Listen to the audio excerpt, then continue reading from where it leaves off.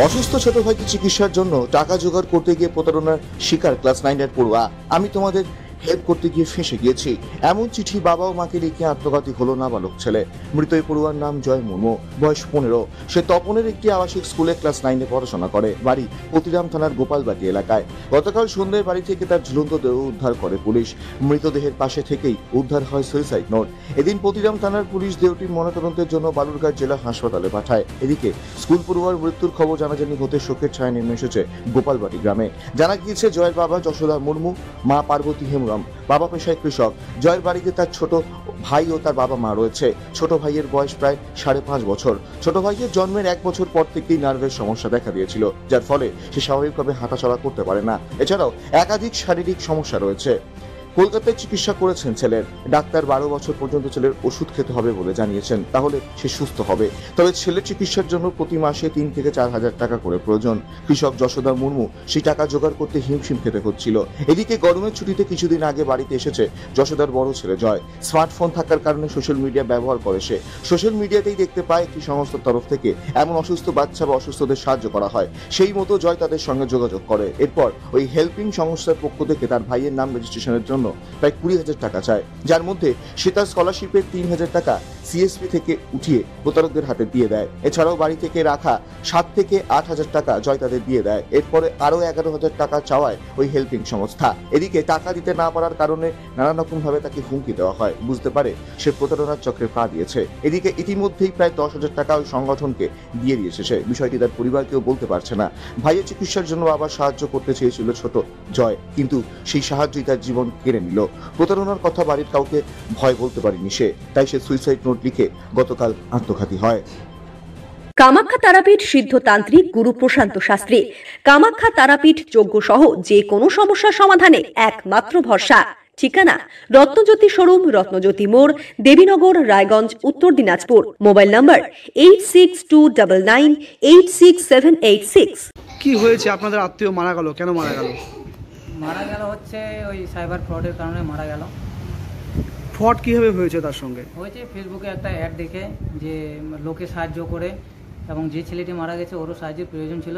এই জন্য সে হচ্ছে ফেসবুকে ওই নাম্বার থেকে সাহায্য পাওয়ার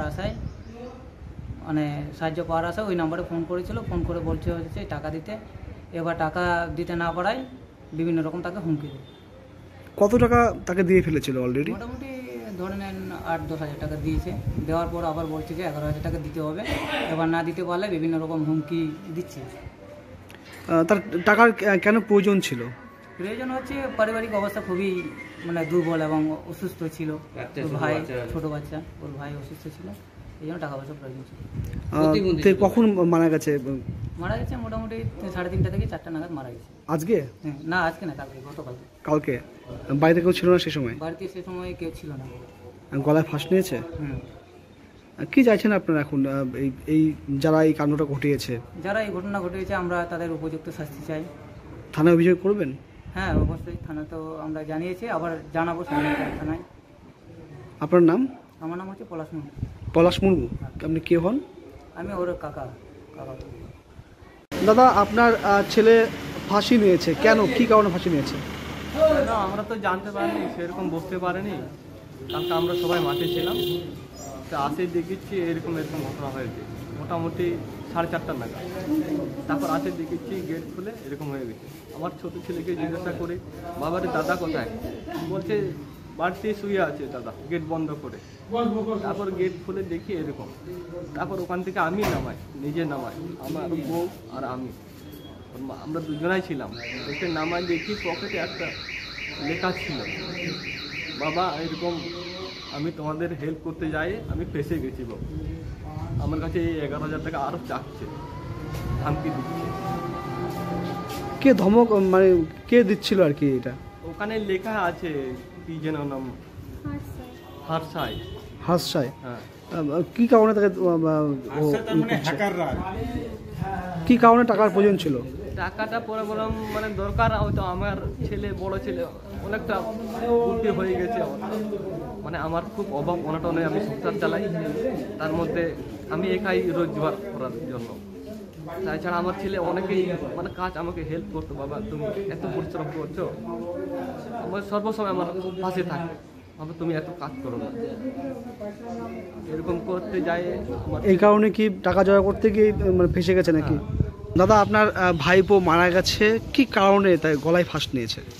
আমার ভাইপো অ্যাকচুয়ালি মারা গেছে প্রধানত যে ফেসবুকে একটা প্রতারণা হয়েছে, সাইবার প্রতারণা, যার কারণে আমার ভাস্তা মানে পয়সা দিয়েছে এবং পয়সার বিনিময়ে আরেক কিছু অল্প ওখান থেকে পাবে এই আশা করে সেই প্রতারণার জালে পা রেখে 2000 3000 এইভাবে পয়সা দিয়ে এমন ফাঁদ ফেলেছে যে ওই প্রতারণা ব্যক্তি যে হারসাই নামক এমন ব্যক্তি আরও ওনার কাছে আমার ভাস্তার কাছ থেকে আরও 11,000 টাকা দাবি রেখেছিলেন, কিন্তু দিতে না পারায় উপরন্ত বাড়ির থেকে বাবার যত সামান্য সংগৃহীত পয়সা খরচ করার ফল এই ভয়ে বা উপরের থেকে ওই হারসাই যে প্রতারণা ব্যক্তির হুমকির জ্বলন্ত একটা চাপে পড়ে আমার এই ভাস্তা এইরকম আত্মহত্যা করেছে, সুসাইড পথ বেছে নিয়েছে। কাউকে আমাকে বলতে পারেনি, যেহেতু আমি ওনার কাকু ব্যক্তিগত পার্সোনাল একটা ওপেন বন্ধু, কিন্তু আমার কোনো দিন এই ব্যাপারে একটু বললেও আমি কিছু সালাহা দিতে পারতাম। তার টাকার প্রয়োজন কেন ছিল, কি কারণে টাকা? অ্যাকচুয়ালি টাকার প্রয়োজন এটা ছিল যে ওনার ফ্যামিলি, আমার যেহেতু দাদা মামার ছেলে আমার দাদা হয়, ছোট বাচ্চা দীর্ঘদিন থেকে জন্মের এই 1.5 বছর থেকে একটি দীর্ঘমেয়াদী একটি রোগ ধরেছে, যার চিকিৎসা করাতে। বালুরঘাট থেকে মাটি সিংহের রিপোর্ট, কুলিক নিউজ।